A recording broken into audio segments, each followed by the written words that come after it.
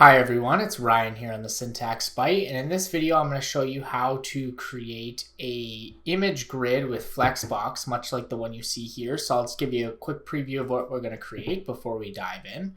So it's just a simple responsive image grid. The images, size up. The grid sizes up to take about 90% of the screen, and then the increases or decreases the amount of images in each row as you scale up and down the browser. So it's just a simple responsive image grid with Flexbox. So to get started, I've just created a simple HTML file. I've put in a single div. This is going to be our container for the grid. And then I have 9 images, and this is just using Unsplash's random API just to pull in a few images. I'm choosing a size of 320 by 240 for all my images, and all my images are the same size. But the same code would work if you choose different size images or if they aren't all the same size, although you may choose to make some changes based on your own stylistic preferences, of course. So to get started, let's take a look at what that looks like. So I just have it over here. It's just simple. This actually doesn't overflow the browser, which is pretty nice. There's no horizontal scroll bar, even with just the default CSS. But it doesn't increase in size at all with the browser width. It's not centered. So there's a significant difference between the behavior that we want and the behavior that this provides. So to start with, we're going to start adding some styles in here. Let's get those images all using Flexbox. So I'm just going to do inline styles because I think it's easier to understand for the tutorial, but I'd absolutely recommend that if you're doing anything in production, that you go ahead and do your own style sheet. I'm not really sure what happened to our syntax highlighting here. Okay, so the syntax highlighting is back. So yes, as I was mentioning, we're just going to do this in inline styles, but if you're doing this in production or even not in production in your own development, I'd absolutely recommend putting this in a separate style sheet, but I just think this is easier to understand for the tutorial. So we're going to start by styling the image grid class, which is our container. So that's this div right there. And in order to start with that, what we're going to do is we're just going to do a simple display flex. This will get all the items in the grid displaying with Flexbox. So that property is set on the container itself. I'm also going to do a simple width is going to be 90%. So we have a little bit of a sidebar on each side, and we're going to do margin 0 auto to center that container. Okay. The only thing I'm going to do to start off with on my images is I'm going to make them display as blocks. So images start off as displaying as an inline item, meaning that they will act like text. We will actually want them to act more like a div in this case, so we're going to display them as blocks. And so that is just a simple display block. So we will do that on them. Let's go ahead and refresh the page and see what progress we've made thus far. So we'll notice that all our images are now on the same line. They've become very small.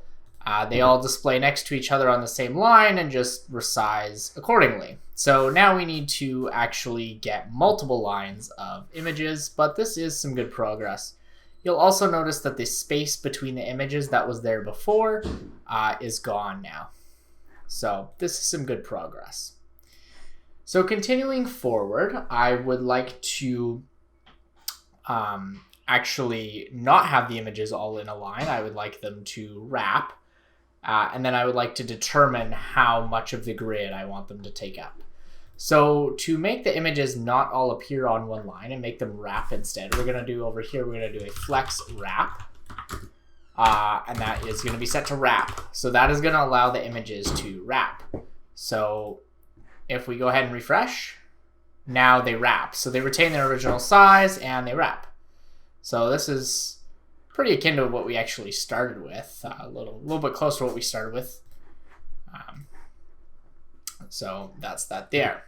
So now I want to actually set the width of the images to be some portion of the container.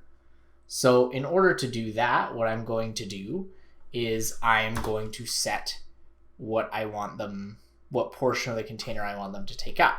And we're going to change this portion with various media queries as the user increases the size of the browser window. So for right now, what I'm going to do is I'm going to set it actually to 100%. And that should be 1 image per row. So that will be that. And then what I can do is I can add a media query, say at media only screen, and I'll set a minimum width of, so my images are 320 by 240. So at 640, roughly, is when I think, I could display 2 of them beside each other. They might scale down a little bit due to padding and everything, because this is the screen width. We're only taking up 90% for our container, but they won't be scaled down like crazy at that point. So we'll start displaying 2 of them at that point. And then we'll do .grid image, and then we're going to change flex basis, and we're going to change that to 50%. So there'll be 2 in a line at that point. We can copy this code, and we can actually do this a few more times for different widths. So we'll go all the way up to 4 images in a line. So 3 images would be 960. Flex basis, we're going to do 33.333. So 33.3 repeating, or a third. And then we'll do one final one of 1280. And they should take up a quarter of the screen, 25% at that point. So that will get it sort of responsive, taking up different portions of the screen as we increase the size. So let's go ahead and refresh on that. Okay, perfect. So we start with 4 here, and we go down, it does 3, it does 2, and you can see that the images are now resizing. So it's, it's constantly 3 in a row. They fill as much of that container as they can at any point. Then they go down to 2, down to 1, and up like that. So just like that. So this is getting pretty close to the behavior that I had initially demonstrated. However, you will notice that the behavior that I had initially demonstrated has some padding on the sides of the images, some space. So if you would like to add some space in, what you will do is you will go to the grid image and you will place a padding of, I use 10 pixels. I think that looks good. And then what you will find happens is that they don't take up the whole space anymore. So this is undesirable. So the way to fix this is just to do a box sizing, border box on the grid image. A lot of people really prefer box sizing border box. Makes more sense. So they might just apply it. You could do like a star like that.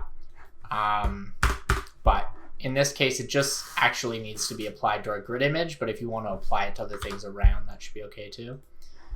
And so we'll go to refresh. Now when it figures out the size of our images, it figures out, what is 25% of the container, it includes that padding instead of adding that padding on after. And so we don't end up with that overflow that we had before. And so now this is exactly the behavior that I had demonstrated initially.